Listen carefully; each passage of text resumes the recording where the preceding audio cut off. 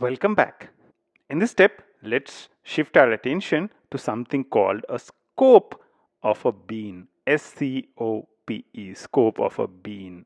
In the previous steps, we talked about the fact that your container manages the beans. So the beans are created and the life cycle is managed by this thing called a container. Let's take the example of binary search IMPL. So I have the binary search IMPL which has a sort algorithm as a dependency. So the container is creating an instance of the bean sort algorithm and it's creating an instance of the bean binary search IMPL as well. And over here we are trying to get that bean from the container or the application context. We'll be talking a lot about application context, container, bean factory, and the life cycle of the beans a little later. But for now, let's consider a scenario where here we are trying to get a bean from the application context. How are we getting it? Application context dot get bean. Now, if I do that again, so if I say binary search one and get the bean again, will I get the same bean or will I get a different bean? Every time I request the application context for a bean, will I get a new bean or will I get a copy of the old bean itself?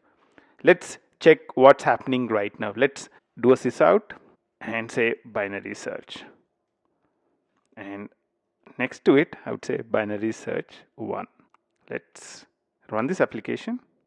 This is the output that we would see. Binary search IMPL at this particular thing. So you can see that the hash code is the same. So this here we are referring to the same object. So when we are trying to get different instances of binary search from the application context, what we are getting is the same bean. So when we are requesting the application context for the same bean twice, we are getting the same instance of it back.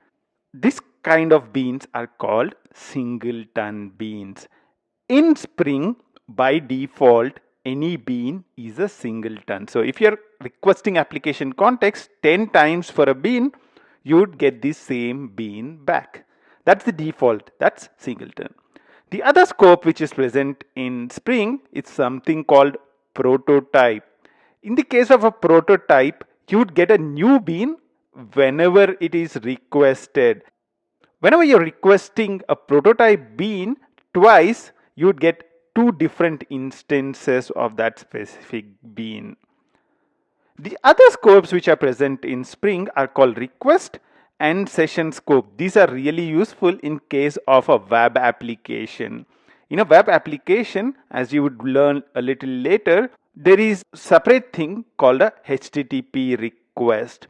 One flow of a request from the browser to the server, processed on the server, and the response comes back to the browser. This is called a request.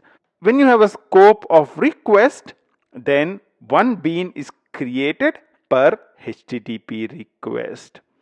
In the case of session, one bean is created per a specific user session. Let's not really worry about these request and the session scopes right now.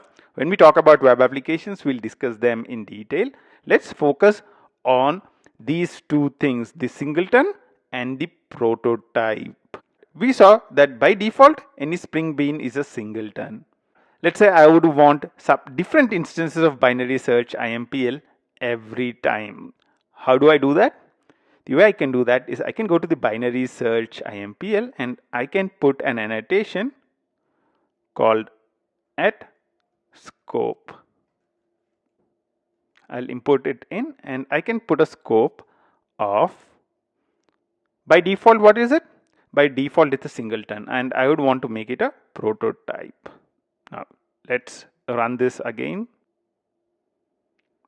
You would see now that there are two different instances of binary search IMPL that are coming in. You can see that the IDs here are really different. Here we are making use of two different instances of binary search IMPL. So when we are asking the application context 2 times for binary search IMPL, it is returning two different instances of the beans. That's because you're putting an prototype. Hard coding prototype here is not really a good practice. What we can do is use configurable bean factory. Configurable bean factory, that's one of the classes which is present, and from here I'll pick up the scope from there. So configurable bean factory dot scope, I would want this to be prototype. Now let's run this, and you would see in the output that there are two different instances of binary search IMPL being used, and you can also explicitly specify the scope singleton and run it. This is default as well, so even if you don't specify anything, it's singleton, and you can see that the same instance is being used. The ID is the same. In this quick video, we looked at singleton versus prototype. We saw that how many ever times you request for a singleton bean from the application context, you'd get the same bean back. And if you are querying for a class of type prototype, then you would get two different beans back. Until the next step, bye bye.